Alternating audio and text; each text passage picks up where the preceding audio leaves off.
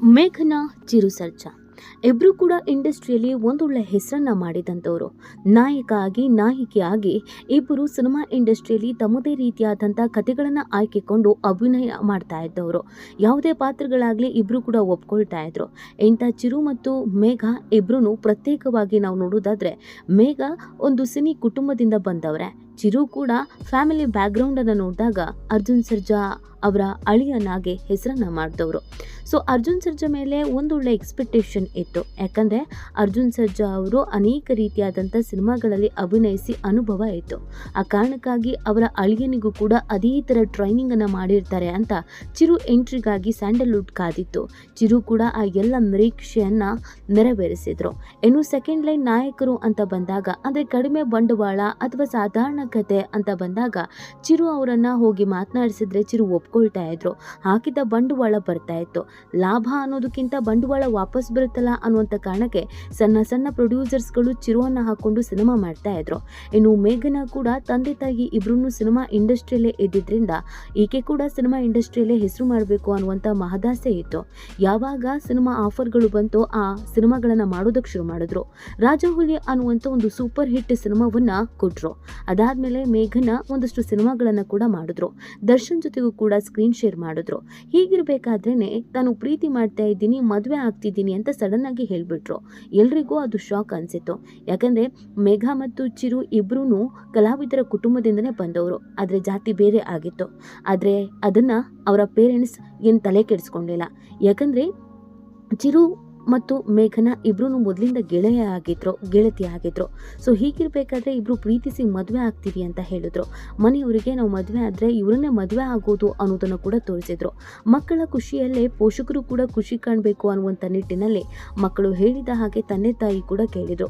ಬಹಳ ಅದ್ದೂರಿಯಾಗಿಯೇ ಈ ಮದುವೆಯನ್ನ ಮಾಡಲಾಗಿತ್ತು. ಯಾಕಂದ್ರೆ ಎರಡೂ ಕುಟುಂಬವೂ ಕೂಡ ಚಿತ್ರರಂಗದ್ದೇ ಆಗಿದ್ರಿಂದ ಸಾಕಷ್ಟು ಗಣ್ಯರು ಭಾಗವಹಿಸಿದ್ರು. ಹಿಂದೂ ಮತ್ತು ಕ್ರಿಶ್ಚಿಯನ್ ಎರಡು ಸಂಪ್ರದಾಯದಂತೆ ಈ ಮದುವೆಯನ್ನ ನೆರವೇರಿಸಲಾಗಿತ್ತು. ಯಾಕಂದ್ರೆ ಇಲ್ಲಿ ಮೇಘನಾ ಅವರ ತಂದೆ ತಾಯಿ ಒಬ್ರು ಹಿಂದೂ, ಒಬ್ರು ಕ್ರಿಶ್ಚಿಯನ್.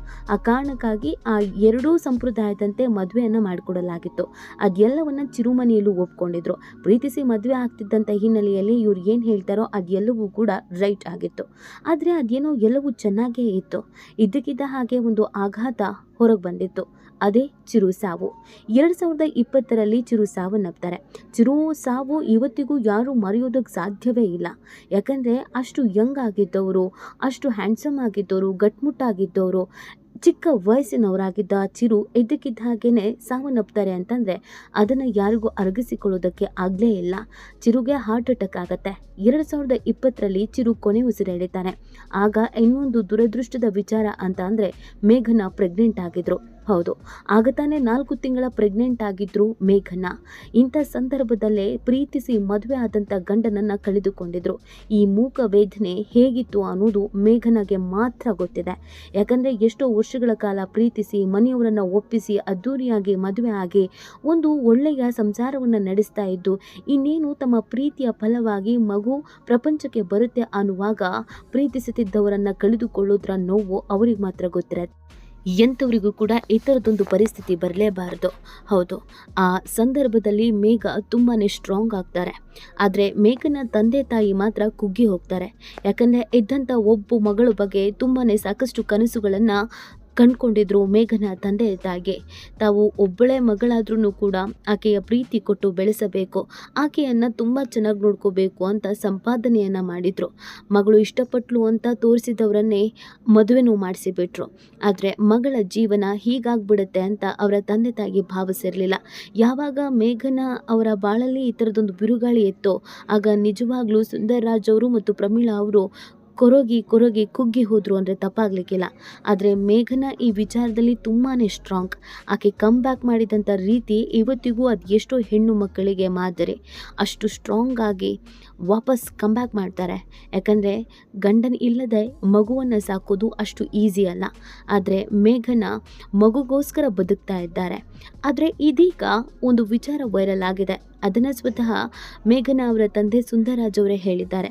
ಮಗಳಿಗಾಗಿ ಒಂದು ನಿರ್ಧಾರವನ್ನು ಮೇಘನಾ ತಂದೆ ಸುಂದರರಾಜ್ ಅವರು ತೆಗೆದುಕೊಂಡಿದ್ದಾರೆ. ಅದು ಚಿರು ಸಾವನ್ನಪ್ಪಿದ ಇಷ್ಟು ವರ್ಷಗಳ ಕಾಲ ಏನೆಲ್ಲ ಕಷ್ಟಗಳನ್ನು ಅನುಭವಿಸಿದ್ರು ಅನ್ನೋದನ್ನು ಹೇಳೋದ್ರ ಮುಖಾಂತರವಾಗಿ ಭಾವುಕರಾಗ್ತಾ ಕೆಲವೊಂದು ನಿರ್ಧಾರವನ್ನು ತೆಗೆದುಕೊಂಡ ಬಗ್ಗೆ ಹೇಳಿದ್ದಾರೆ. ಸುಂದರರಾಜ್ ಮತ್ತು ಅವರ ಪತ್ನಿ ಪ್ರಮೀಳಾ ಇಬ್ಬರೂ ಕೂಡ ಸಿನಿಮಾ ಇಂಡಸ್ಟ್ರಿಯಲ್ಲಿ ಹೆಸರು ಮಾಡಿದವರು. ಕಷ್ಟಪಟ್ಟು ಡೂಪ್ಲೆಕ್ಸ್ ಮನೆಯನ್ನು ಕಟ್ಟಿದ್ರು. ಆ ಡೂಪ್ಲೆಕ್ಸ್ ಮನೆಯಲ್ಲಿ ಎಲ್ಲವೂ ಕೂಡ ಇತ್ತು. 5 ಬೆಡ್ರೂಮ್ನ ಮನೆ ಆಗಿತ್ತು. ಅದು ಒಬ್ಬ ಮಗಳೇ ಆದ್ರೂ ಅದ್ದೂರಿಯಾಗಿ ಸಾಕ್ತಾ ಇದ್ರು. ಆದರೆ ಯಾವಾಗ ಚಿರು ಸಾವನ್ನಪ್ಪಿದ್ರು ಅದಾದ ನಂತರ ಆ ಮನೆಯಲ್ಲಿ ಇರೋದಕ್ಕೆ ಸಾಧ್ಯವೇ ಆಗಿಲ್ಲ. ಆ ಮನೆಯಲ್ಲಿ ಚಿರು ನೆನಪು ಇನ್ನಿಲ್ಲದಂತೆ ಕಾಡ್ತಾ ಇತ್ತು. ಯಾವ ಮೂಲೆ ಯಾವ ರೂಮು ಎಲ್ಲೇ ಹೋದ್ರು ಚಿರು ಅಲ್ಲಿ ನಿಂತ್ಕೊಳ್ತಿದ್ದ, ಇಲ್ಲಿ ನಿಂತ್ಕೊಳ್ತಿದ್ದ, ಅಲ್ಲಿ ಕೂತ್ಕೊಳ್ತಿದ್ದ, ಹೀಗೆ ಮಾತಾಡ್ತಿದ್ದ, ಹಾಗೆ ಮಾತಾಡ್ತಿದ್ದ. ಚಿರು ನೆನಪು ಮತ್ತೆ ಮತ್ತೆ ಕಾಡ್ತಿತ್ತು. ಅಳಿಯನ್ನ ನೆನಪನ್ನ ಮರಿಬೇಕು ಅಂತ, ಮಗಳು ಖುಷಿಯಾಗಿರಬೇಕು ಅಂತ, ಇದೇ ಮನೆಯಲ್ಲಿ ಇದ್ರೆ ಮತ್ತೆ ಮತ್ತೆ ಚಿರು ನೆನಪು ಆಗುತ್ತೆ ಅಂತ, ಮೇಘನಾಗೂ ಕೂಡ ಒಂದು ಹೊಸ ಪ್ರಪಂಚ ಬೇಕು ಅನ್ನುವಂಥ ಕಾರಣಕ್ಕಾಗಿ ಈಗಲೂ ಮಗಳಿಗಾಗಿಯೇ ತಾನು ಕಷ್ಟಪಟ್ಟು ಕಟ್ಟಿದ್ದಂಥ ಡೂಪ್ಲೆಕ್ಸ್ ಮನೆಯನ್ನು ಬಿಟ್ಟು ಇದೀಗ ಒಂದು ಫ್ಲ್ಯಾಟ್ಗೆ ಶಿಫ್ಟ್ ಆಗಿದ್ದಾರೆ. ಅಲ್ಲಿ ಚಿರು ನೆನಪು ಕಾಡುತ್ತೆ ಅನ್ನುವಂಥ ಕಾರಣಕ್ಕಾಗಿ ಮಗಳಿಗಾಗಿ ಈ ನಿರ್ಧಾರವನ್ನು ನಾನು ತೆಗೆದುಕೊಳ್ಬೇಕು ಆಯಿತು ಅನ್ನೋದನ್ನು ಸುಂದರರಾಜ್ ಅವರು ಬಹಳ ಭಾವುಕರಾಗಿ ಹೇಳ್ಕೊಂಡಿದ್ದಾರೆ.